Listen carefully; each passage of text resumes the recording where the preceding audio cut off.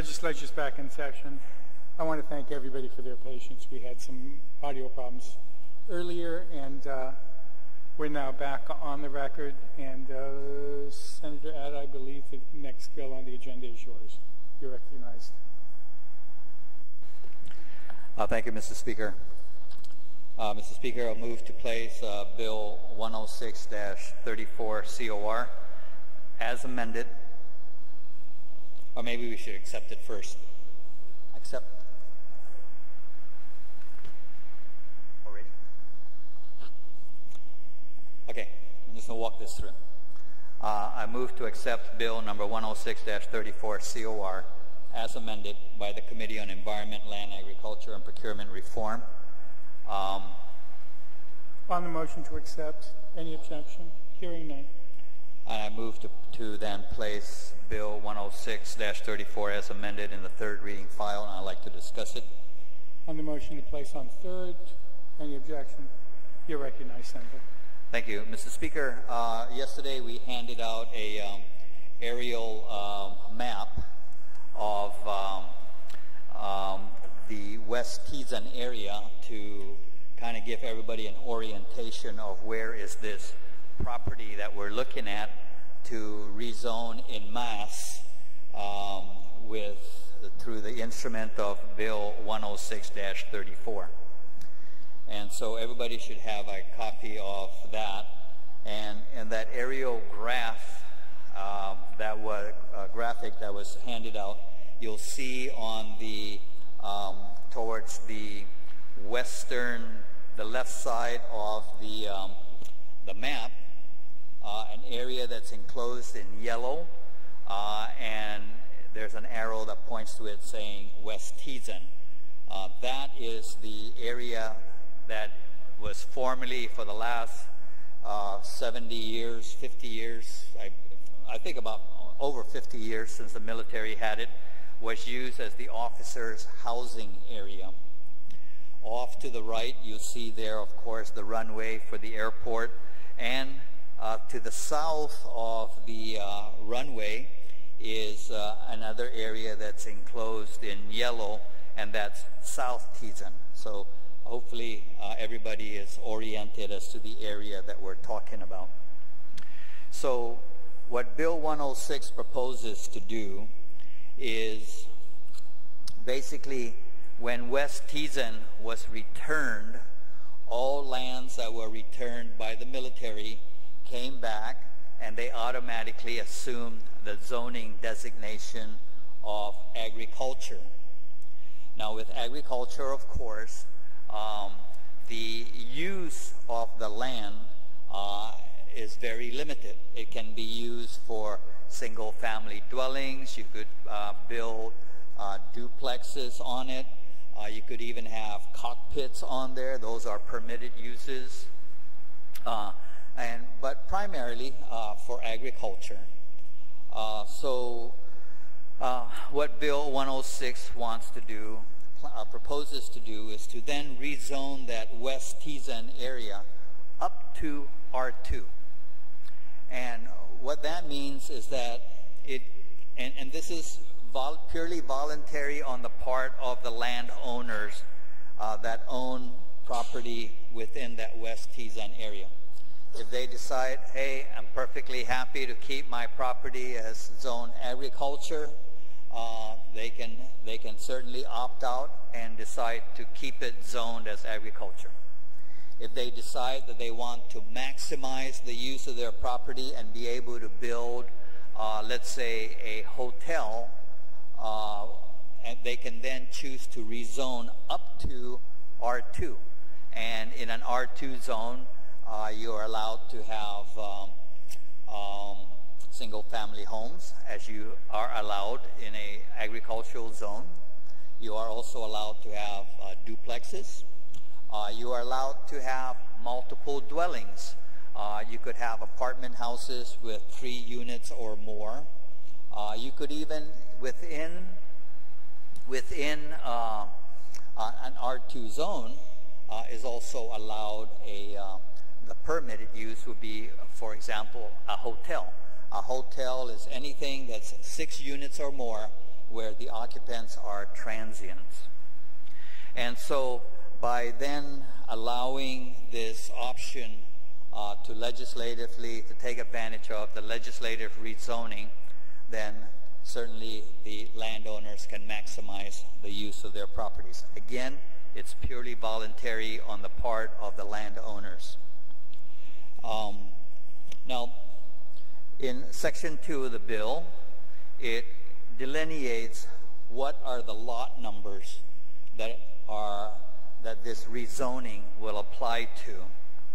And of course, having received the legislative zoning consideration report, there was information that was provided in there which the bill took into account. For example, on page 2, line 22, the lot designation 2066-REM is what was put in there at the recommendation of the Department of Land Management, because the lot number 2066-REM is the lots that fall within the earlier designation that was put in there. Some of those lots actually fall out of the yellow enclosed area, and subdivisions of these lots.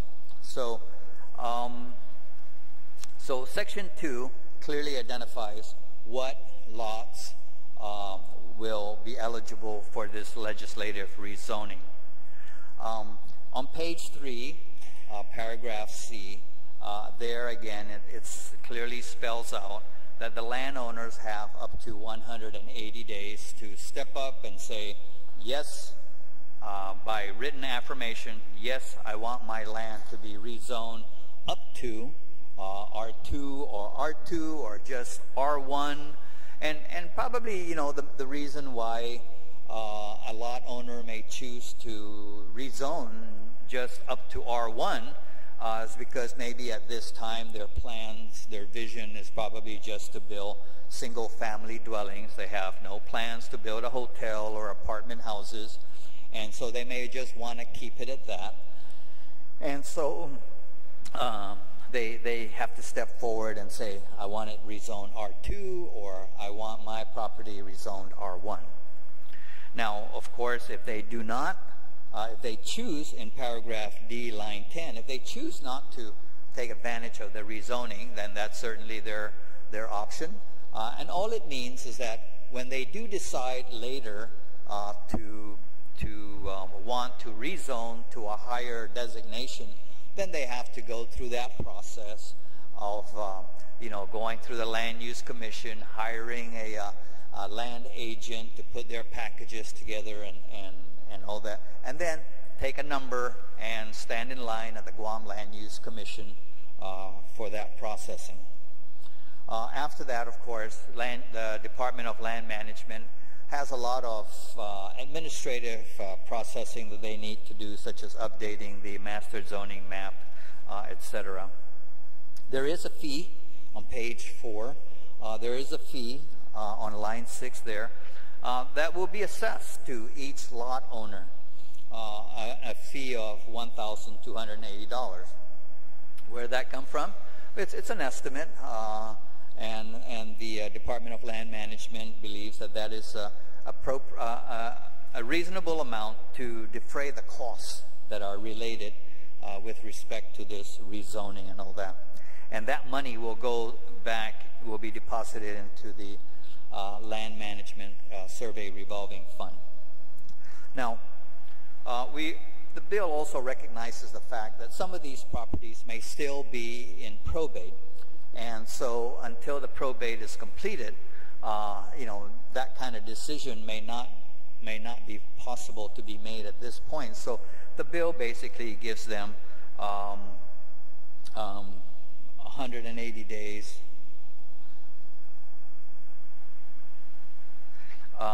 They actually have, unless the court gives them the approval to go ahead and make that change now, otherwise it'll be 180 days from when the probate proceedings are finished.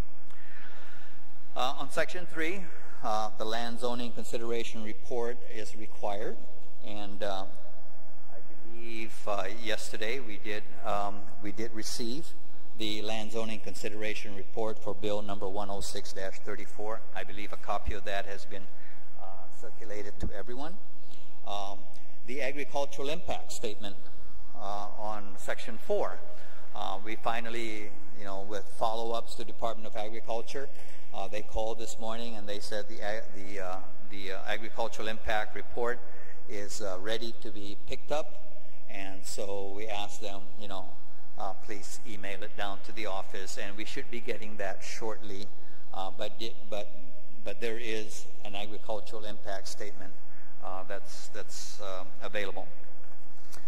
So with that, Mr. Speaker, I do have one amendment that I would like to make, and because in the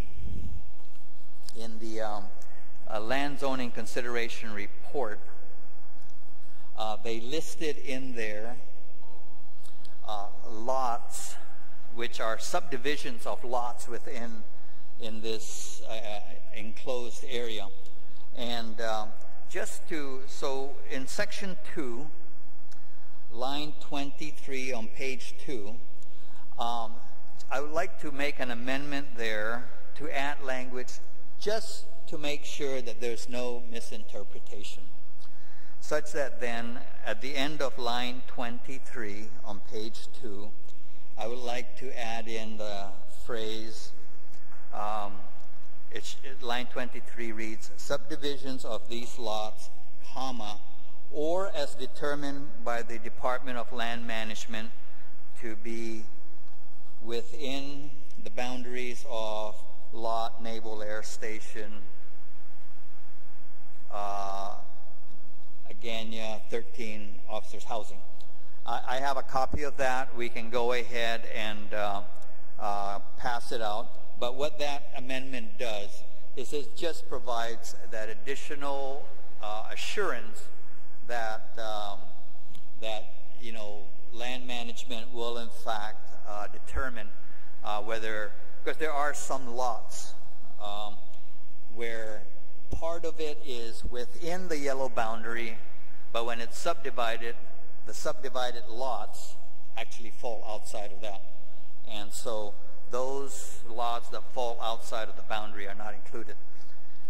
And so that's why this amendment will be important. So I don't believe it's been passed out. We could pause, but I don't think the members have received a copy of it. So if we could take just a 1-minute recess, we can have a copy made and then have it sent out. All right. We're in short recess.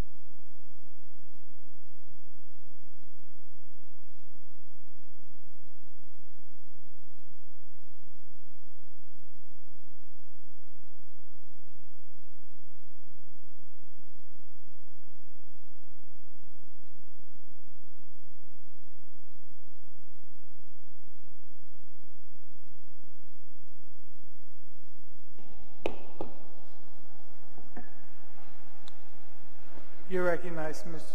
Senator Adda.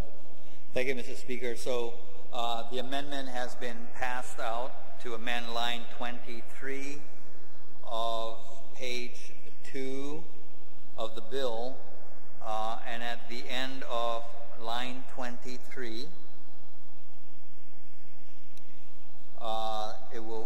line 23 will now read then, subdivisions of these lots or as determined by the Department of Land Management to be within the boundaries of Lot Naval Air Station Agana 13, parentheses, officers' housing. With a comma after lots, everybody. Sorry? A comma after lots. Correct. Okay? Yes. On the Adda amendment, any senator wish to be heard? Any senator wish to be heard on the Adda amendment?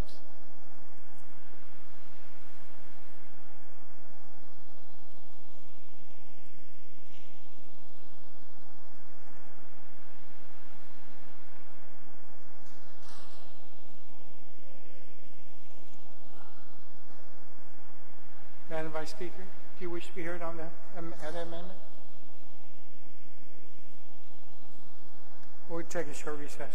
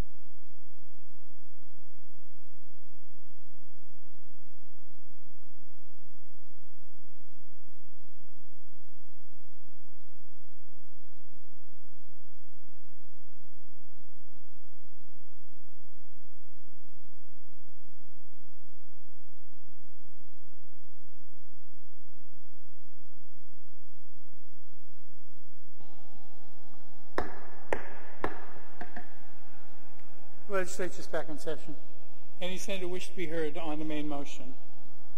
On the amendment proffered by Senator Adda to Bill 106. On the amendment, anyone wish to be heard? Any objection to the amendment? Any objection? On the main motion, Senator Adda, you still have the floor. Thank you, Mr. Speaker.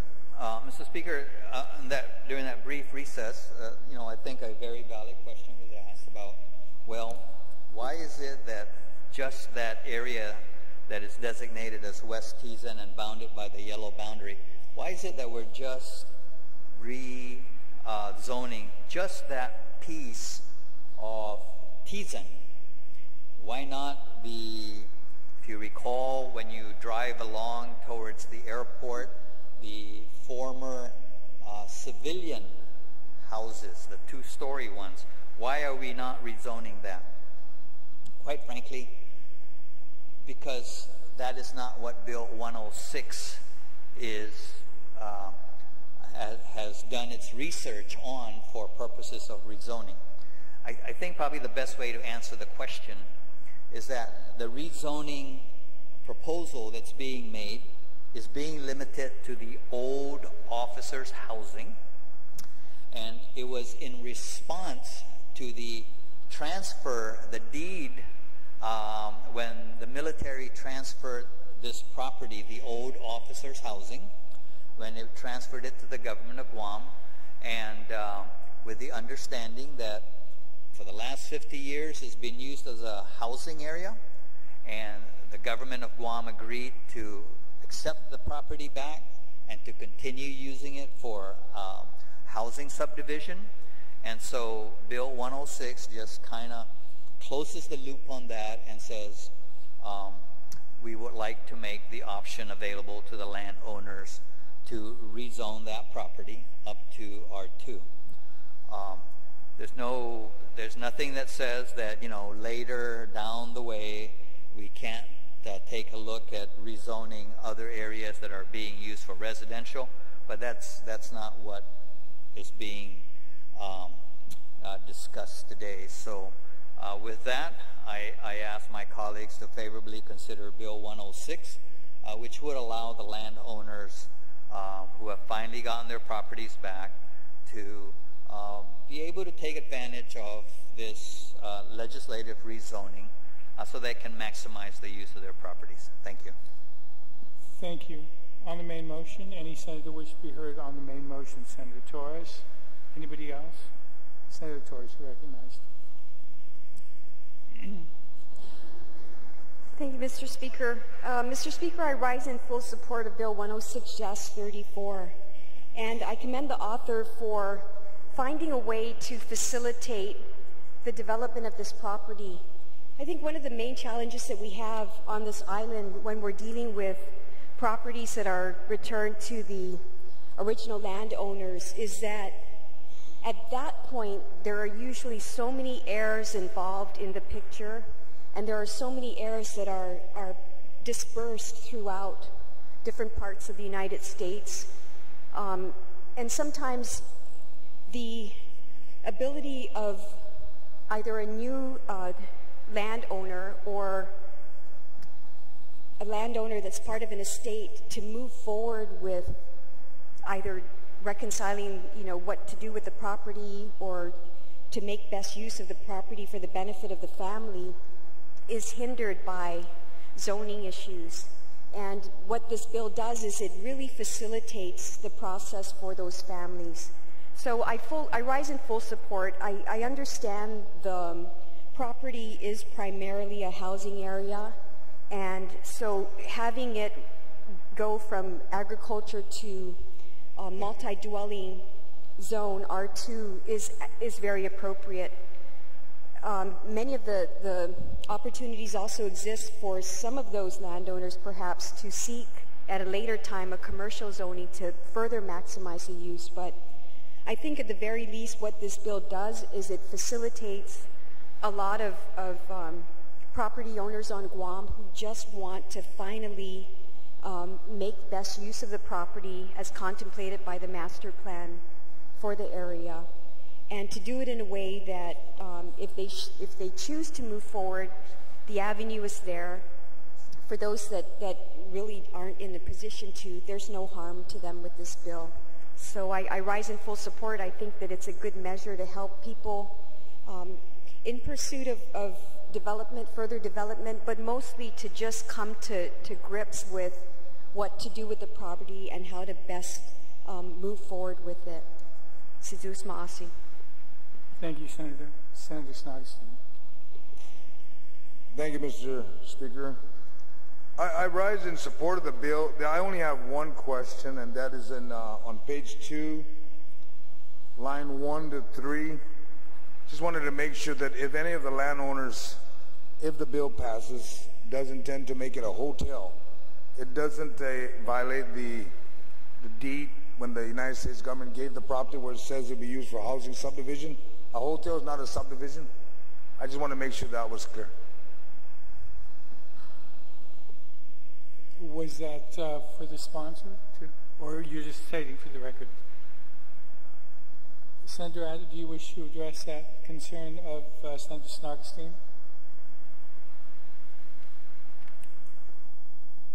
Well, I guess if they decide to build a hotel on there after they have gotten through the building permit hurdles to make sure that other residents in the area are not impacted negatively, a hotel still is a housing activity. In the flight zone. There's nothing that indicates, at least in the research that we've done, that building a hotel there would be contrary to really what was the basic intent of that area. Thank you. Is that satisfactory? Okay. Any other senator wish to be heard? Any other senator wish to be heard? On the main motion, Senator, Madam Vice Speaker, you wish to speak?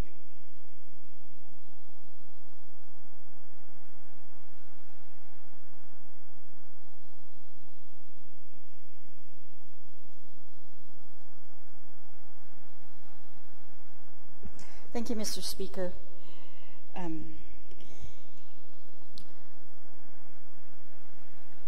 This bill, I am in favor of this bill.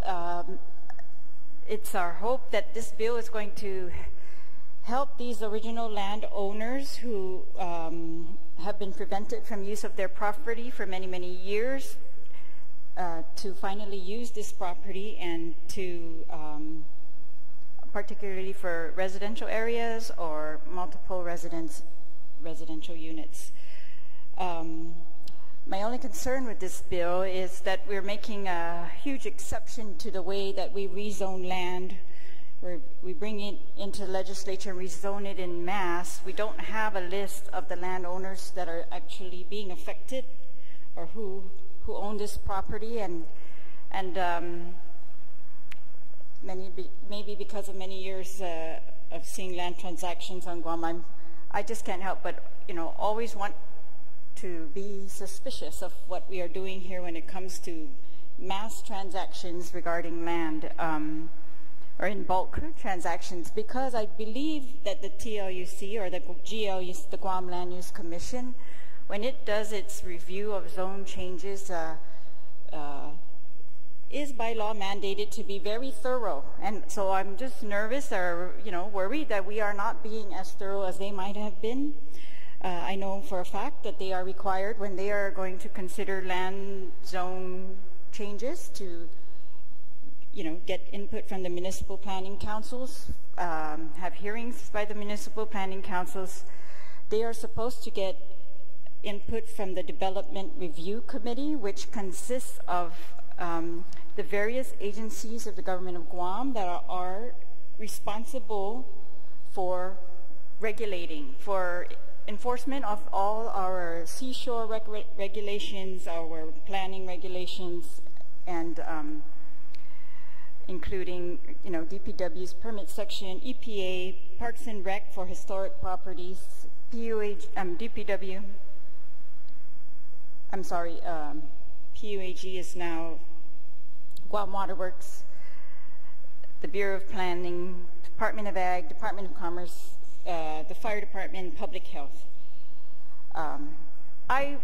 In review of land zoning changes or applications for variances, I've always found that the input from these agencies is very helpful. Sometimes they point out things that no one knew about that property or no one knew would be involved.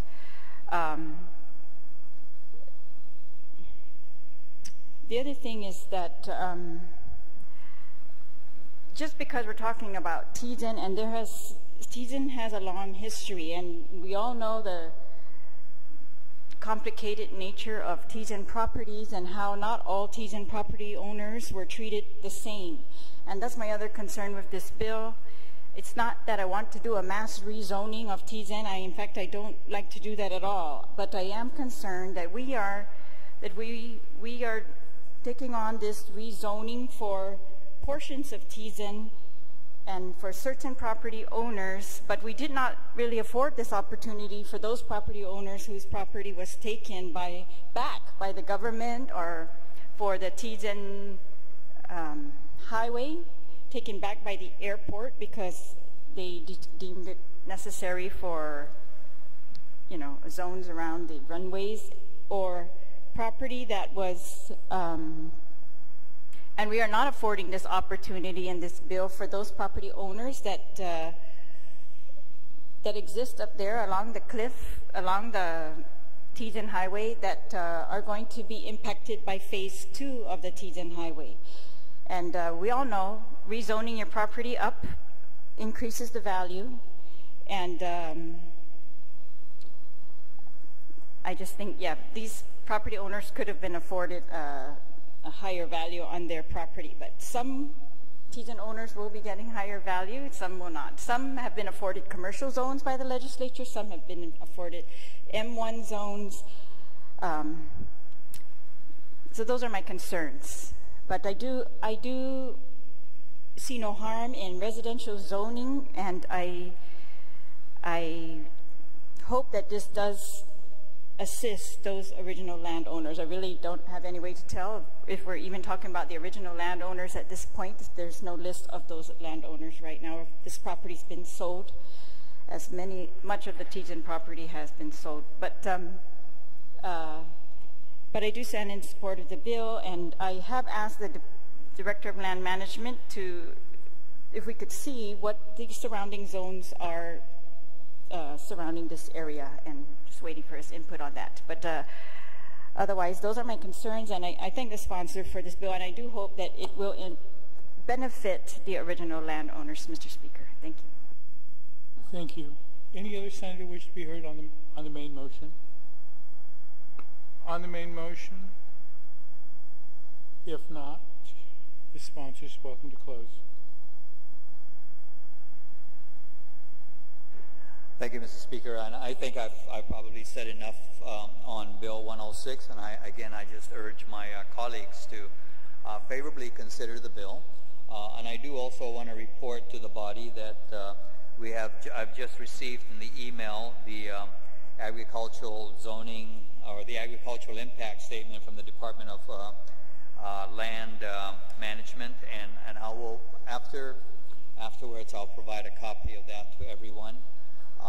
And I will also provide a comparative matrix to the body here for your information as to, if it was left at agricultural zoning, what are the permitted uses? And if it was rezoned to R1 or to R2, what are the additional permitted uses? So that then you can decide for yourself that in fact through this rezoning, we will actually, the landowners will actually be benefiting as to how much more they can do with their property. I'll have that made available afterwards, after we finish here, and hopefully that will help you in your decision-making process as to your disposition on Bill 106. Thank you very much. On the motion to send the bill to the voting file, is there an objection? Is there an objection? Senator Adams, you're recognized on 107.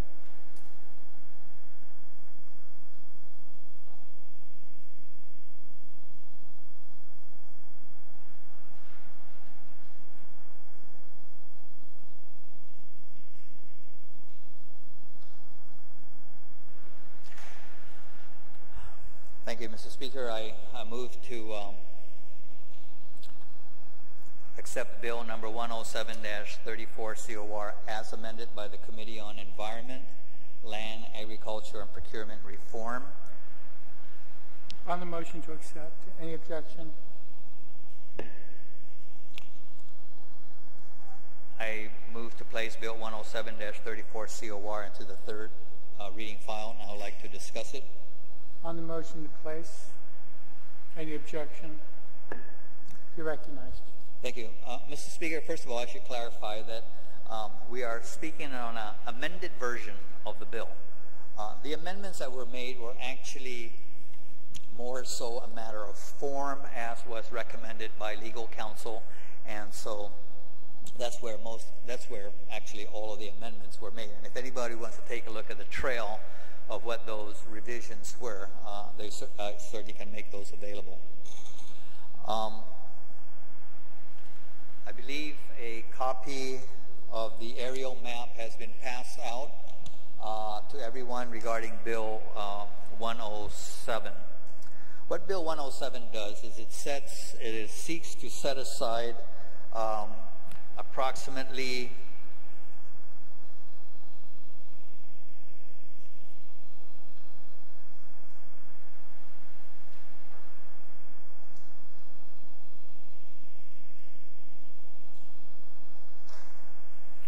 I believe it's approximately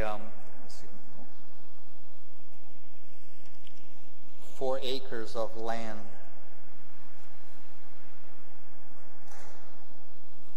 in Talafofo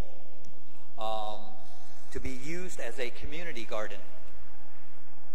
And the map in the aerial graphic that was distributed, just to orientate you on where this area is, you'll see an aerial map there of the village of Talafofo, and to the right is the village of Ipan down there. But you'll see that it looks like a horseshoe. That's the Talafofo Elementary School. Just south of that is the baseball field that exists.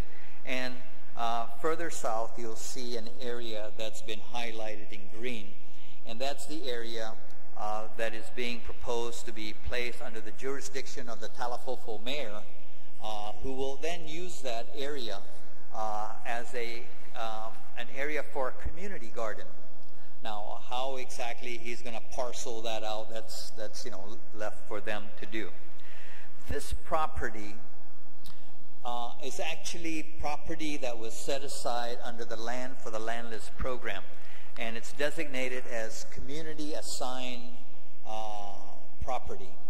And when the Land for the Landless program was in place, of which many of those surrounding lots were from the Land for the Landless program, these areas, this area was set aside basically for general use by the community, for recreation or whatever. But it has never actually been developed. Instead, they've developed a baseball field further north.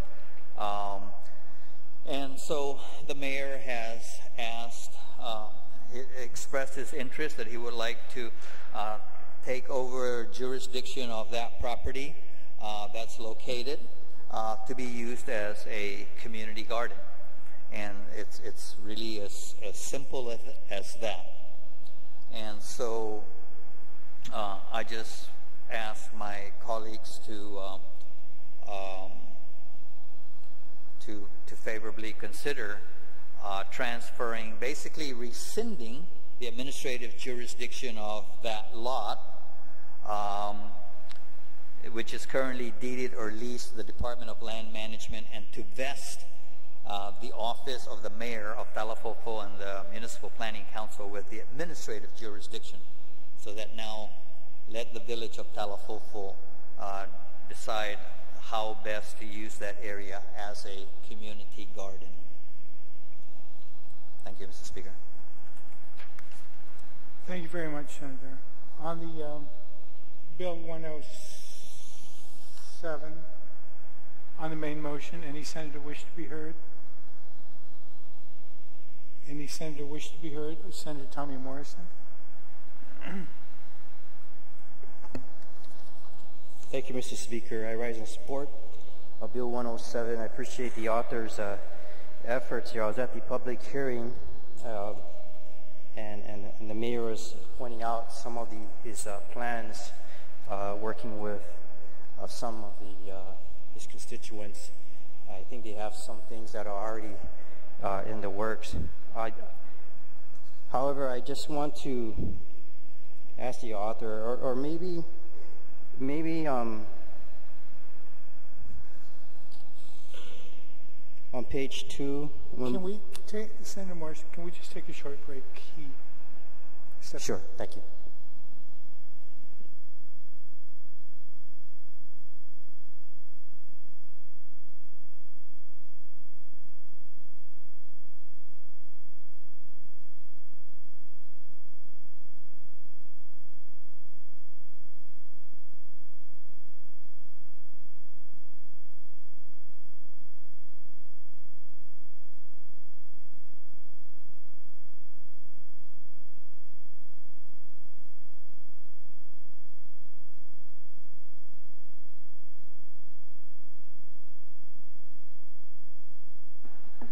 We're back on.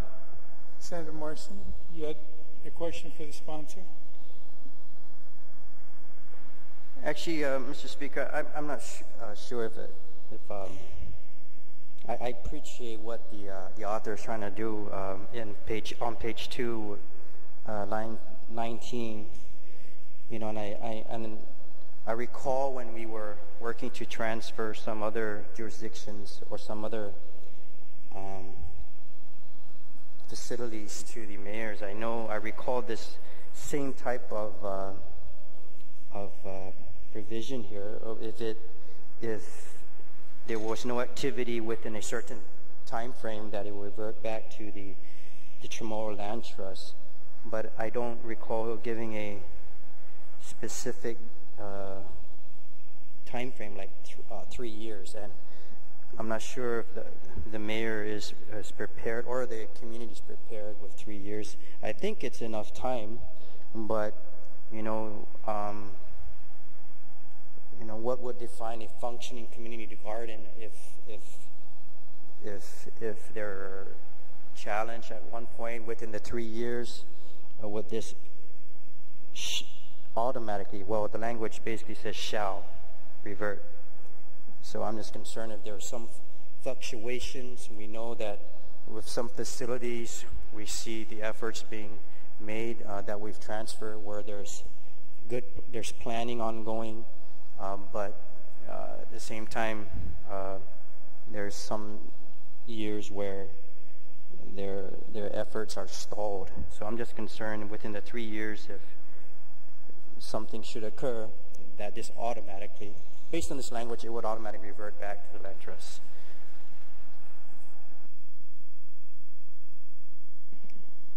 Thank you. Any other senator wish to be heard on the main motion? On the main motion, Vice Speaker, and then Senator Espaldon.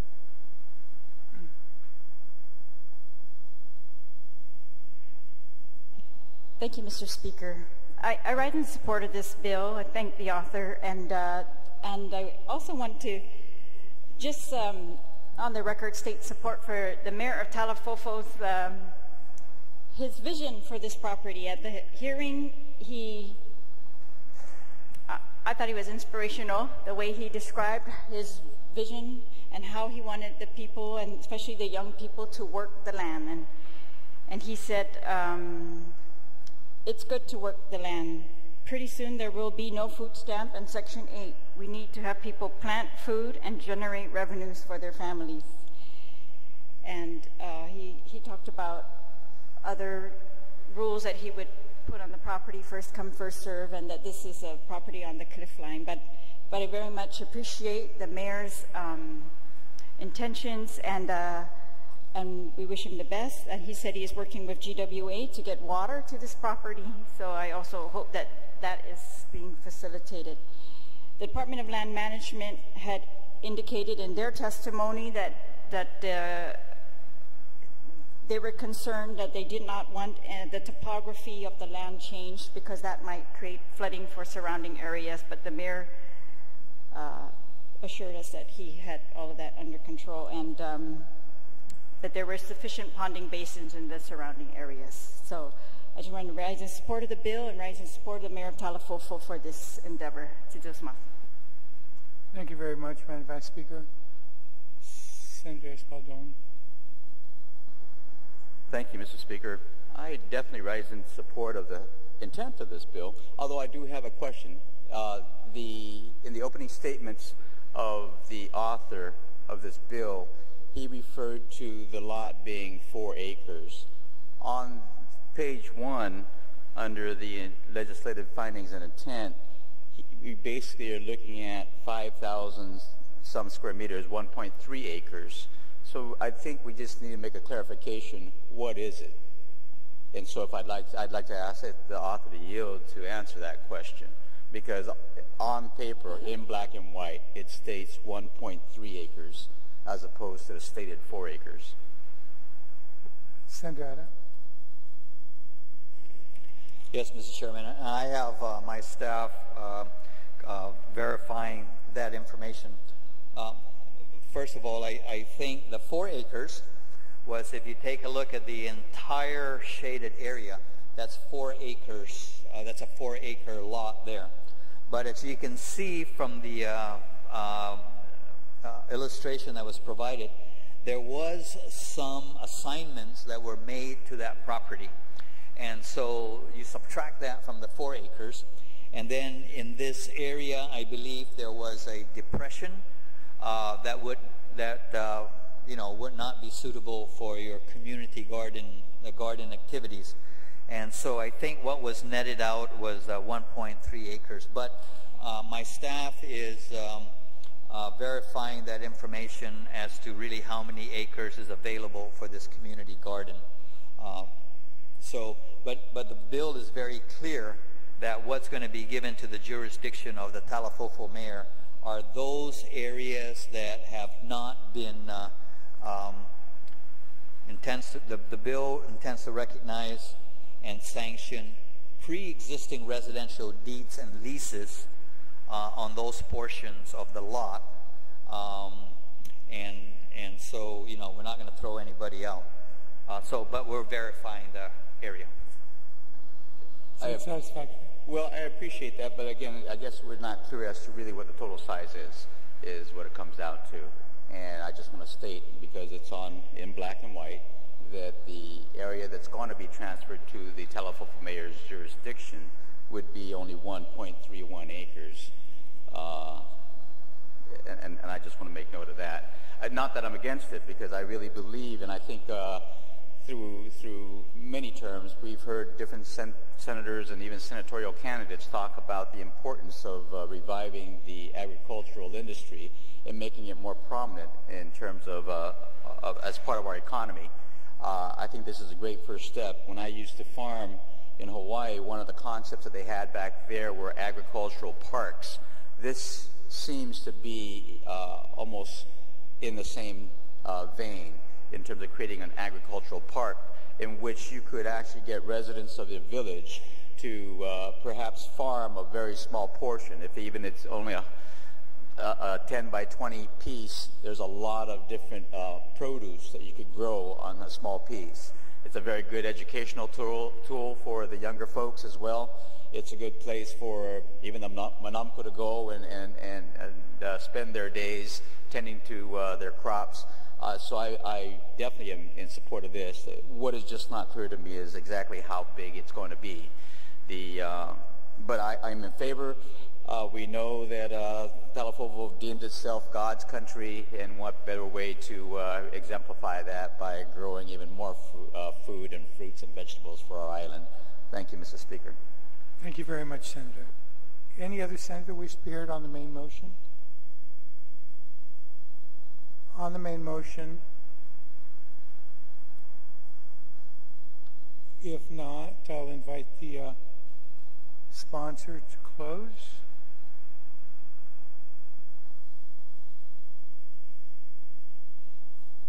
Thank you, Mr. Speaker. And I certainly appreciate the comments that were made. I do want to just briefly discuss about the concern that was raised about the reversionary clause that is in this bill, which basically says that if, the property is not developed into a functioning community garden within 3 years, that this administrative jurisdiction shall expire and the property shall revert to the Chamorro Land Trust Commission lands inventory. And basically with that reversionary clause, what it does is it takes this piece of property off of dead center. So that property has been set aside for the last, 20 years? I guess that's when the Land for the Landless program ended. Nothing has happened with it. The mayor has stepped forward asking to basically take jurisdiction of that for community garden. If for whatever reason that doesn't pan out, then let's move it over to the Chamorro Land Trust inventory and let Chamorro Land Trust deal with it as they see fit, which no reason why they could not give the mayor, let the Chamorro Land Trust, if they decide, give administrative jurisdiction to the Talafofo mayor then. But we're just trying to move this thing off a dead center because it's been sitting there, laying there, doing nothing, and hopefully this will get it off a dead center.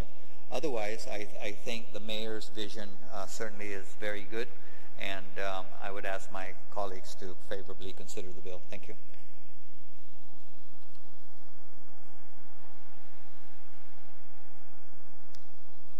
On the motion to send the bill to the voting file, is there an objection? On the motion to send the bill to the voting file. Senator Addy, I think you still have the floor in the next bill.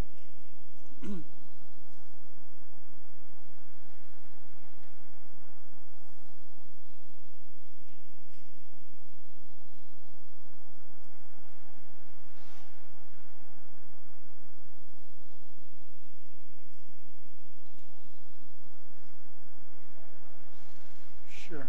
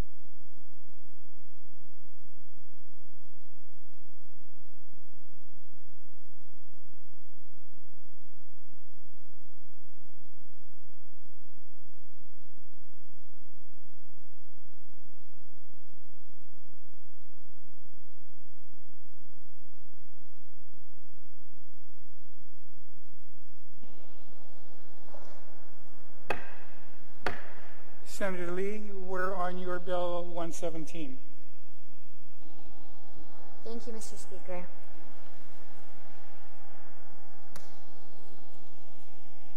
Buenas and Hafa colleagues, I move to place bill number 117-34 COR as amended by the Committee on Innovation and Economic Workforce and Youth Development to the third reading file with the opportunity to speak on it. On that motion, any objection? You're recognized. Thank you, Mr. Speaker. As a sponsor of this measure, I'd like to begin with a few remarks. Before accepting a job, most of us will weigh what kinds of benefits it offers. Most of us will think about what kind of health care it will provide for our families, how many paid vacation days we might get, what's the sick leave policy. One thing many of us won't consider, however, is if this place of employment will allow time off in the case of the death of a family member. It may not be at the forefront of our minds today, but in the tragic event that a loved one passes away, it could become an urgent need. Without job-protected bereavement leave, employees may be forced to return back to work days after the death of a family member or face repercussions. Employees shouldn't have to choose between keeping their jobs and mourning their loved ones. A death in the family can cause significant strain on one's personal and professional life. Not only are many of those who have lost family deeply traumatized and in grief, but they also must deal with a number of logistical burdens like planning the funeral arrangements, accommodating family, taking care of hospital bills, or working on off-island travel and processing paperwork. Personally, I remember the numerous responsibilities I had to take on when my grandfather passed away a few years ago. At the time, I was the only one of my extended family on island, and I had to manage many of the logistics. Fortunately, at that time, I had a flexible work schedule that allowed me to handle these crucial details. Had I not, I would have to choose between going to work and taking care of this pressing family matter. Bill 117-34 guarantees that employees who have suffered the loss of an immediate family member will have the space to mourn and take care of family issues by allowing them to take up to 2 weeks of unpaid job-protected leave. This bill gives Guam workers job protection in both the public and the private sector. This measure does not put an undue burden on employers. In fact, 81% of employers already provide some form of bereavement leave, according to the 2016 Employee Benefits Report of the Society for Human Resource Management. This bill simply aims to bridge the gap in coverage for employees who have no access to bereavement leave at all.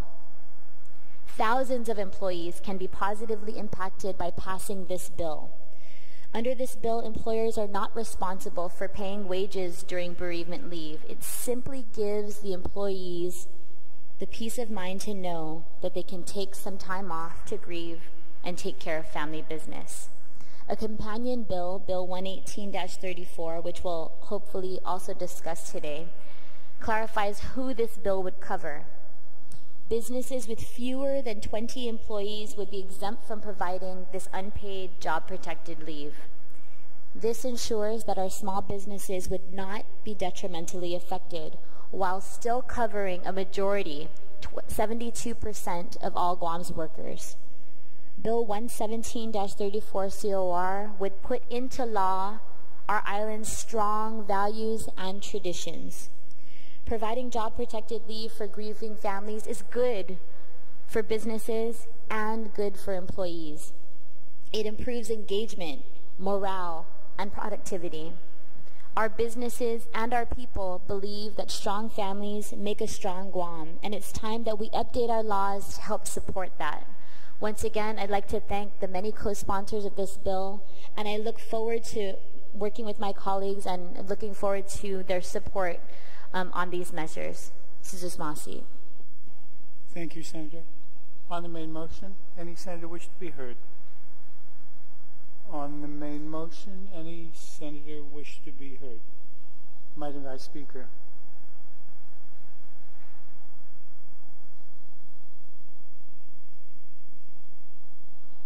Thank you, Mr. Speaker. I rise in support of this bill, and I thank the author for the bill and the public hearing on it, and it was, I thought this does allow for leave, but it includes this leave as part of the total leave taken under the Family Medical Leave Act. And so I don't believe that it would create a tremendous burden on the employers when families are already entitled to take so many days of leave under the act. And I just think that particularly on Guam and with our families, that it is important that our workers are able to do what they need to do to take care of their families and come back to work ready to work. And I just I just know from personal experience and living on Guam for many, many years, I mean, there are many things that families need to do when someone passes away, and this allows our employees to help our families, to take care of their families, and so for that reason, Mr. Speaker, I support the bill. I think I agree with one of the attorneys testifying that it's a good balance between business and the individual employee needs. By including it as part of the total leave that can be taken, and again, I support the bill. Thank you, Mr. Speaker. Thank you. Any other senator wish to be heard? Any other senator wish to be heard? If not, then I'll invite the sponsor to close.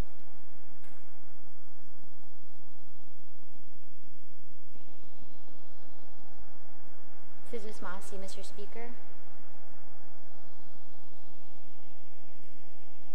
You're recognized.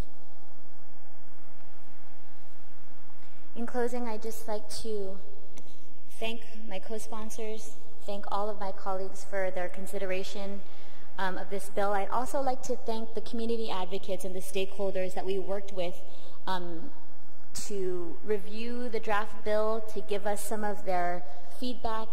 And definitely, at the end of it, it really did make our bill stronger. I think that it helped to protect both the employees and the employers. So I'd like to thank the Society for Human Resource Management. I'd like to thank Grief Recovery and some of the members of the Compassionate Friends group and a number of others who've lost people in their lives and came out in support of our bill. Darlene Garcia was one of them, Danielle Bell. They shared their stories both in opinion editorials in local newspapers and during the public hearing. And while this is a difficult thing for many folks to kind of grasp and get their arms around, I think that this policy is really going to be beneficial for Guam's families and for our workforce. I think it's going to provide a tremendous benefit for our employees. I also wanted to just note that the section that we added regarding DOA is to ensure that the implementation of the law doesn't conflict or double up the benefits available to GovGuam employees. And so that's something that an amendment that we made. So again, I really appreciate all of the support that we've gained on this measure. And I want to thank everybody in advance for their support. Mrs. Massey. Thank you. On the motion to send the bill to the voting file, any objection? Senator Lee, you're recognized on 118. Mrs. Massey, Mr. Speaker, I move to place Bill number 118-34 as introduced onto the third reading file with an opportunity to speak on the bill. On the motion to place, any objection? As was mentioned, Bill 118-34 is a companion bill to 117. This bill intends to update provisions in the Guam Family Medical Leave Act in order to streamline coverage and resolve conflicting language in the Act. These updates include changing the size of businesses required to conform to GFMLA. Under this legislation, businesses with fewer than 20 employees would be exempt from providing this unpaid job-protected leave. This will ensure that our small businesses will not be detrimentally affected while still covering a majority of Guam's workforce, 72% in fact. And we have a representative from the Department of Labor,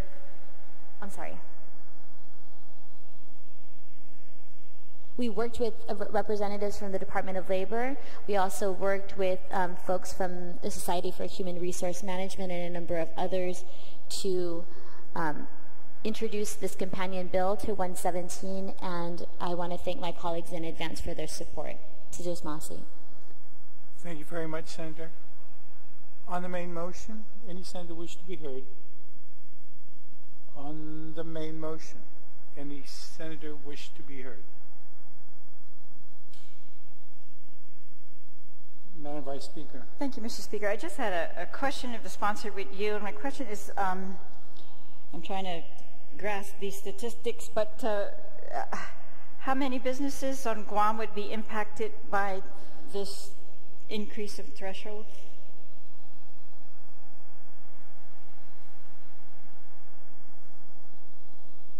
Do yield.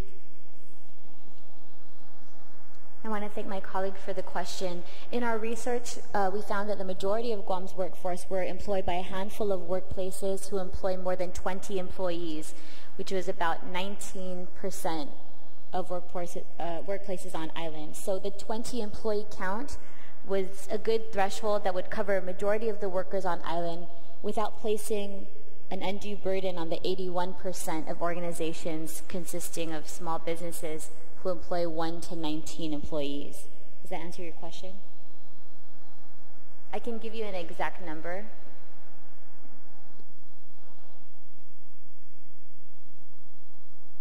This is based on the 2015 census data.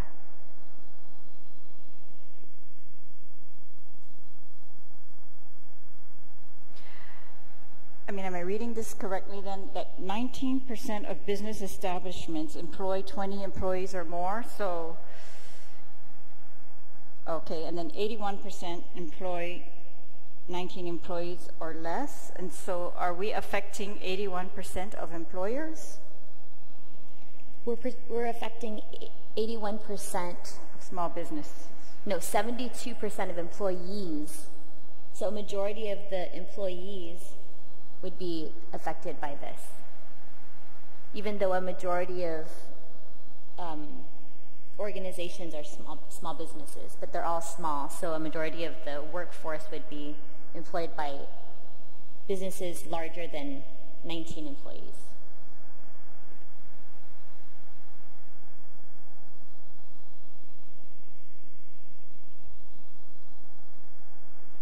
How many employers are there between 12 and 20 employees currently?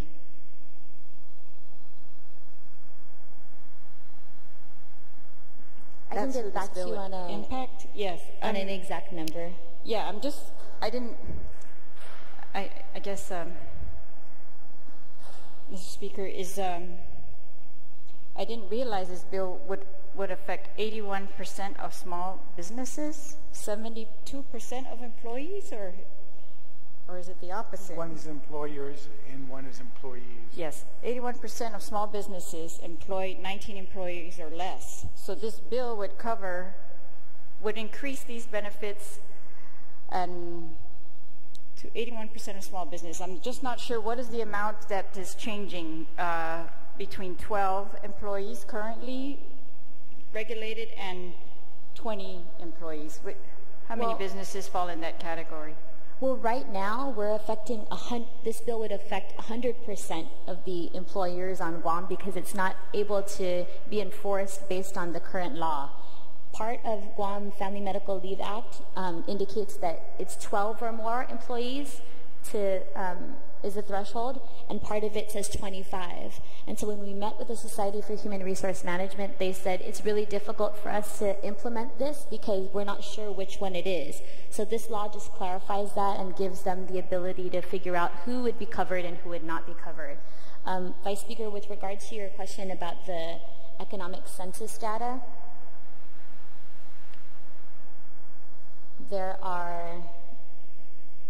this is for 2015 census. The number of establishments that have no paid employees are 75 establishments. 1 to 4 employees is 1,122. 5 to 9 employees is 756. And 10 to 19 employees would be 556 employees. Establishments. So about 2,000 or so establishments make up the 1 to 19 employee number. All right. Thank you, Mr. Speaker. Thank you, Madam Chair. On the main motion, anybody wish to be heard? I see some quizzical looks out there. Senator Torres.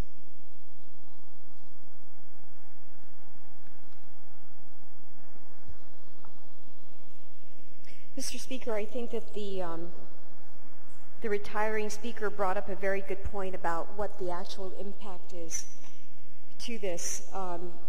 When we deal with employers, there's always a consideration for the capacity of an employer to afford certain benefits. And it really speaks to good business sense. And a lot of times when we talk about regulations and following certain things, we contemplate those employers that have within their organization an HR department or some semblance of an HR management, so that they can very properly follow these regulations and these things that are, these policies that are set by statute, so that they're compliant. And what concerns me about having a threshold where you say that employers with 20 or more employees would be bound. I think my concern here is if in fact this is something that is conducive to the business operations of the majority of our businesses on Guam. Well, actually, it's not a majority of the businesses, it's only 19%, but it does affect the majority of employees. So the effect is actually pretty broad when you think about it.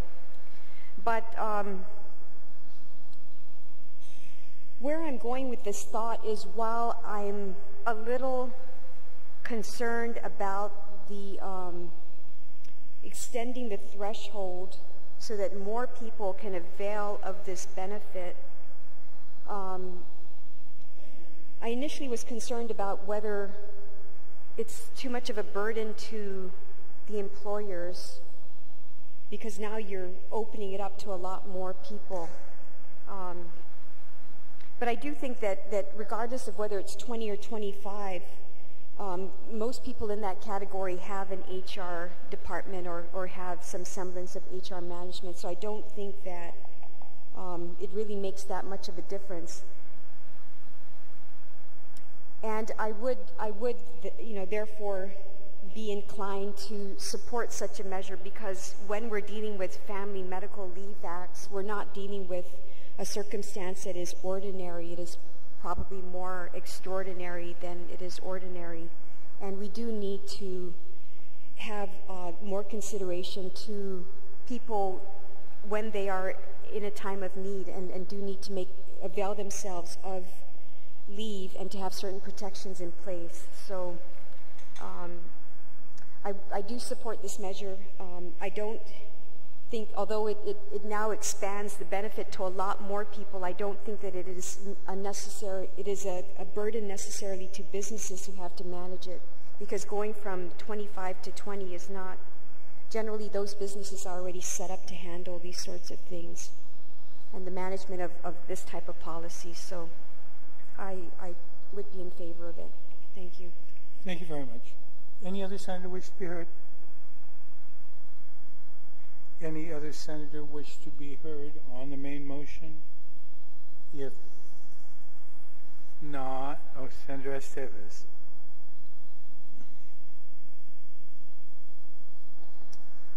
Thank you, Mr. Speaker. I do stand with the question to the author. So I'm just trying to understand, and with some of what the retiring speakers were saying. If I'm reading this correctly, as per page 2, line 22, notwithstanding subsection A of this section, it shall not be an unlawful employment practice to refuse to grant FMLA, which means it wouldn't in fact avail FMLA to more people. It would actually take it away from more individuals. So I just want to see clarification on that, correct? I'm reading that correctly. If I'm reading that correctly. So just Masi, again, there was an inconsistency in the law. So in some portions of it, it states employers who employ fewer than 12 employees in Guam, and another section said fewer than 25 employees. So this measure just seeks to clarify that now the standard will be a 20 employee threshold throughout. So there's no, I mean, as it stands, 100% of the employers could not be following this law because they're, I mean, if it was challenged in court, they could just cite that, oh, here it says 12, here it says 20, I have, or 25, I have 22 employees, so I'm not covered under this law, and it's not clear. So we just wanted to, alongside some of our stakeholders in the community, we wanted to make sure that we work with them and support businesses so that they can be in line and be able to follow the law, so that everybody's clear on where they would stand based on how many employees they employ. Thank you. Thank you, Mr. Speaker.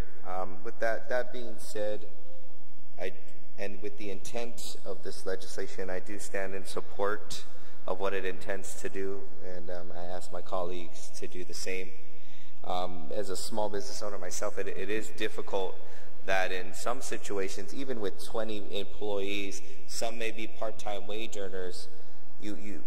Some may have an HR department, or for the really small business, it's industry specific. You might not have a dedicated person or somebody trained necessarily to do it to manage this, but seeking to establish that clarification so that it can be tracked by everyone, I think is important. And again, I stand in support for the intent of this legislation, and I look forward to supporting it. Thank you. Thank you. Any other senator wish to be heard? If not, I will ask the sponsor to close. On the motion to send the bill to the voting file, any objection? Thank you very much. Senator Addott, you're recognized. And thank you for allowing me to take it out of order. Thank you, Mr. Speaker. Mr. Speaker, I move to accept Bill number 115-34COR as amended by the Committee on Environment, Land, Agriculture, and Procurement Reform. On that motion, any objection? Thank you. And Mr. Speaker, I move to place Bill number 115-34COR as amended into the third reading file, and I'd like to briefly discuss it. Hearing no objection, you recognized. Thank you. Mr. Speaker, I've handed out again an aerial map here of the lot that is being discussed here in Bill 115. Bill 115 proposes to basically grant administrative jurisdiction of lot R23 Block 5B in the municipality of Umatec to the mayor of Umatec and the Municipal Planning Council. And basically this area, if you take a look, where the shaded area is, that is an 8.5 acre piece of property. And that is off as you're going into just before you go down the hill into the village of Umatec. It's off to the right, and to your left you would find the, I believe it's the La Lajita, the Veterans Park there. But basically what this is, again, this is an area, an 8.5 acre piece of area that was set aside for a baseball field right in the midst of a large land for the landless tract of property there.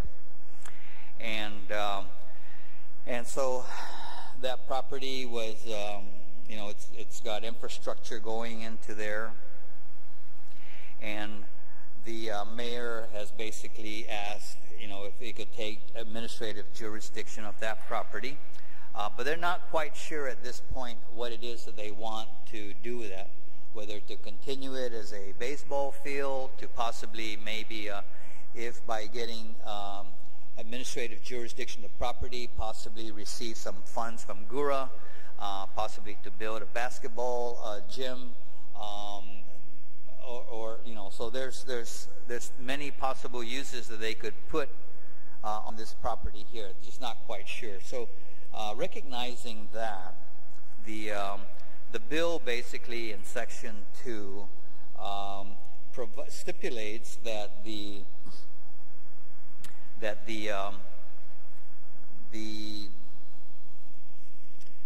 Municipal Planning Council and the Mayor's Office will have 12 months to complete a land use plan. You know, what are you going to use that 8 acres for? And basically, once they've completed that land use plan, to share that information, then adopt it, and to share it with the Mayor's Council and the Southern Development Master Plan Task Force, the BBM, the Bureau of Statistics and Plans, and a copy to the legislature and make it live. If after the 12 months has elapsed and, you know, still haven't decided what to do with that property, then of course there's a clause there that says that the property will then be transferred to the said lot shall automatically transfer to the Chamorro Land Trust Commission inventory for Chamorro homelands. And so again, the bill basically is trying to move this piece of property off of dead center, and possibly you know, a specific definite use will be identified. What can you do with that property if it's turned back to the Chamorro Land Trust inventory? Possibly it could be subdivided because it's got infrastructure into there. It could actually be subdivided into potentially 16 residential lots that could be leased out as Chamorro homelands by the Commission for Homes. So with that, you know, 12 months, we're just basically, the law is basically just saying, you know, come up with a land use plan and decide what you want to do with that, and that's really the requirement, and then hope for the best that whatever their land use plan is, they'll be able to implement it. So that, Mr. Speaker, is the gist of Bill 115, and I would ask my colleagues to favorably consider that. Thank you. Thank you, Senator. On the main motion, Senator Morrison.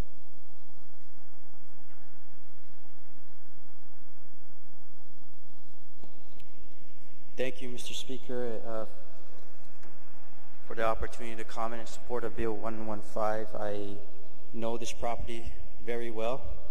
I spent practically my entire time after school during my younger days to learn the game of baseball at that field. I do appreciate the author's efforts here. It's timely as the mayor working in collaboration with GURA to restore the field. Although it's sat idle for many years, there are still opportunities that the mayor and the community planning council has been seeking resources to restore the field. So Bill 115 is consistent with the ongoing efforts by the community of Thematic to restore the field. What's also important here with this measure, Mr. Speaker, is although it's a Little League field, there's efforts to make it a multi-use purpose facility, such as the one that was recently put in place in Talafofo. And we're seeing that it's not only, you know, there's more sports today, more competing sports today in every village, and we're seeing that that's a good thing. So, you know, even though its primary purpose in the past was a baseball field, Bill 115 will allow for expansion for a multi-use facility, and the model is right there, clear in front of us in Talafofo, that how that could work if you give a little bit more opportunity to expand. the area there, though, with what Bill 115 will also allow is to reconfigure things because the limited space where the field is right now, and it would allow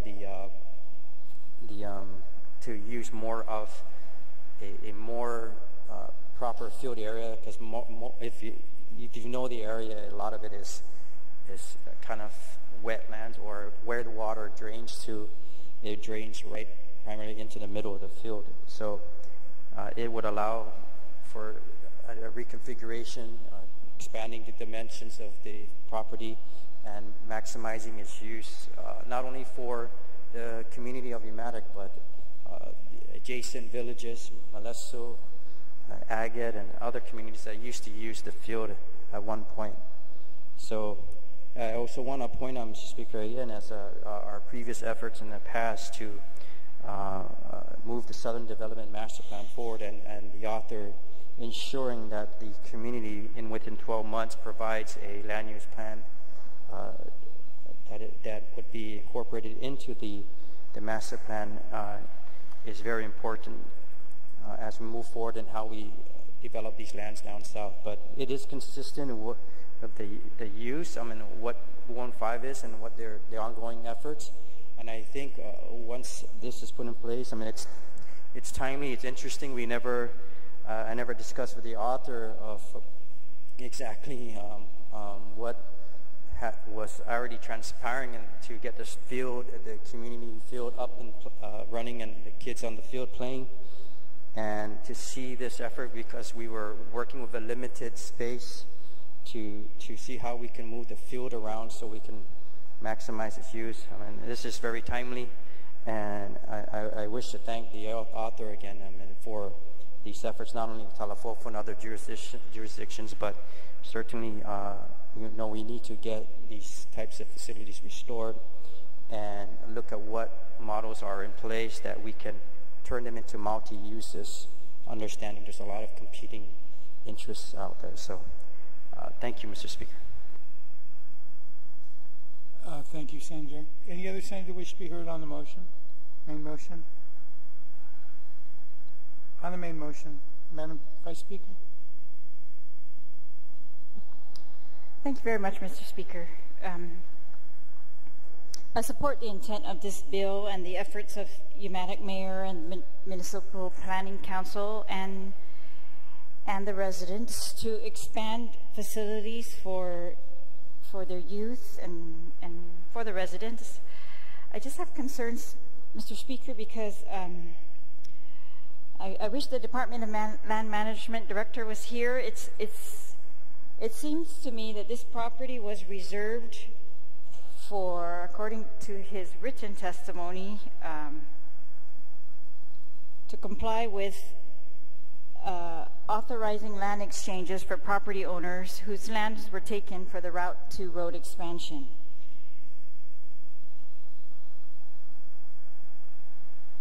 Except for Lot R23, which remains designated for the community baseball field. And then at the end of his testimony, he says, DLM finds that Tract 3241 does not have any additional property currently available other than Lot R23, which has already been designated for community use. So I guess maybe I'm going to pose a question to the sponsor with his permission, is whether this lot is still, or any of the land is still necessary for the exchange for the road expansion.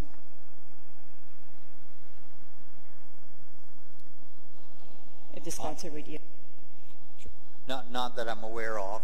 I think what's important here to note is the fact that by giving the Mayor's Council the administrative jurisdiction, then it enables them to go out and seek funding for further development of that piece of property from Gura or from wherever.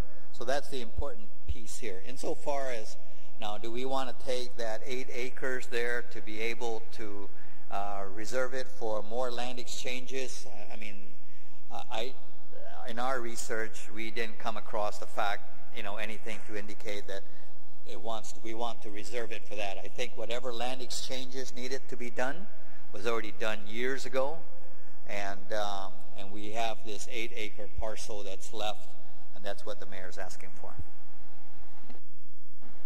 Thank you, Mr. Speaker. I'm also noting, if I may again ask the sponsor a couple questions. The mayor was not at the hearing, so we were not able to ask him questions, but is there communication with the Municipal Planning Council in the committee report? I did not see that. Or with the mayor?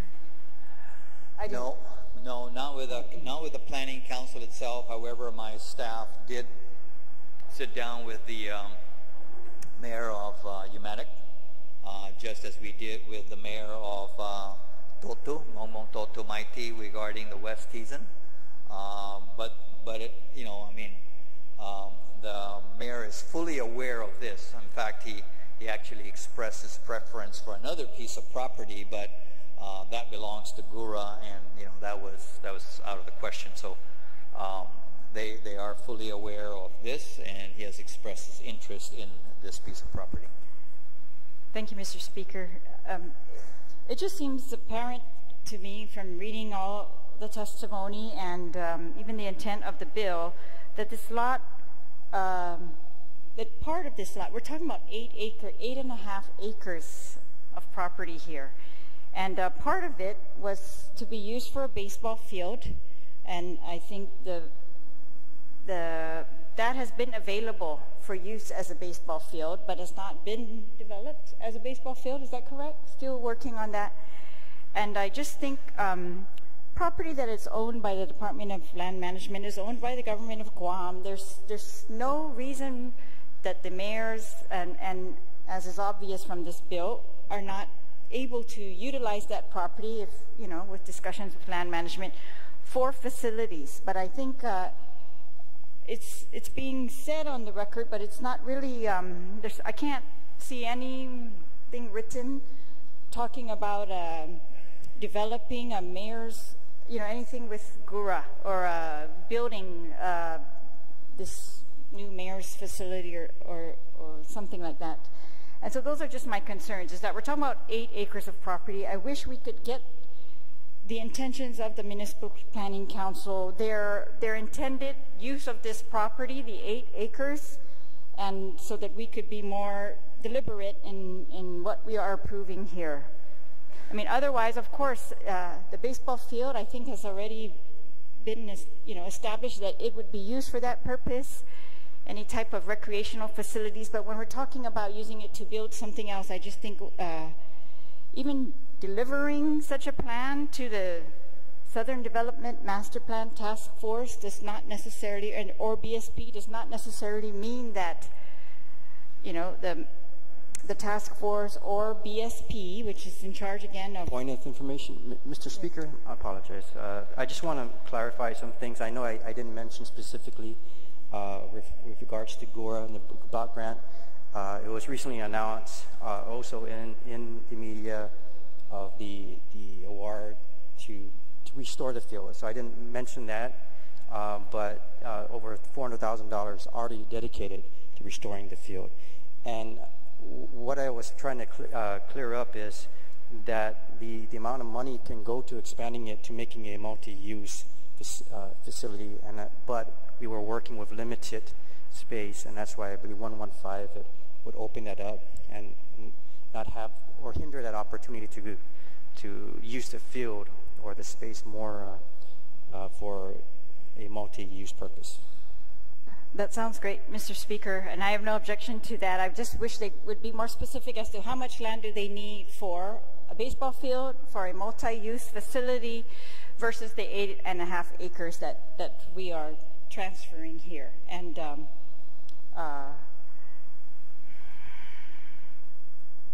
that's my concern, and I wish we had more details that we could be. It's really one of our few roles here in the legislature is the land that belongs to the government of Guam, And again, I would hope that the Department of Land Management, when it comes to recreational facilities, facilitates. And I think that they have facilitated the use of this property despite it being under the jurisdiction of the Department of Land Management for the use of the people of Umatic for these recreational facilities. I guess I just wanted to know if there are other uses that are intended for the rest of the 8.5 acres that I think we should know about those and be deliberate in our transfer of the property. Or because there, as I was saying, there would be no opportunity, despite delivering the plans to the Southern Development Master Plan Task Force or the Bureau of Statistics and Plans and the Mayor's Council of Guam. We're not sure that there would be any additional input by the legislature as to any foreseeable use. Really, we're opening it up for any foreseeable use, which is not, I guess that's just my concern, Mr. Speaker. It's very, very broad. It's not for a specific purpose that we're transferring this property, which I fully support specific purposes, transferring it for recreational facilities, or whatever else they might have planned. I would just like to see those plans, Mr. Speaker, or even an idea of what those might be.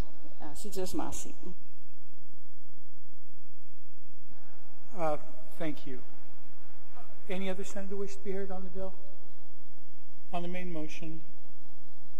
On the main motion? If not, the sponsor is welcome to close.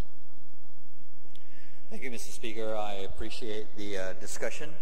And before I close, I would like to, if there's no objections, to add Senator Tommy Morrison as the co-sponsor to the bill.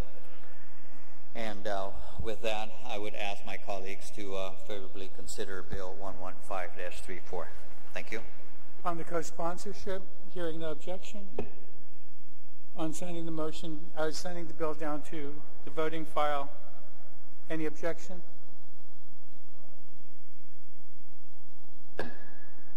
The time is now 11:20. We've exhausted all the bills that we have on. We have a couple of resolutions for this afternoon. Senator Nicholas's bills, but he won't be here until this afternoon. So, I'd move to recess, Mr. Speaker, until 2 o'clock. All right, we recess until 2.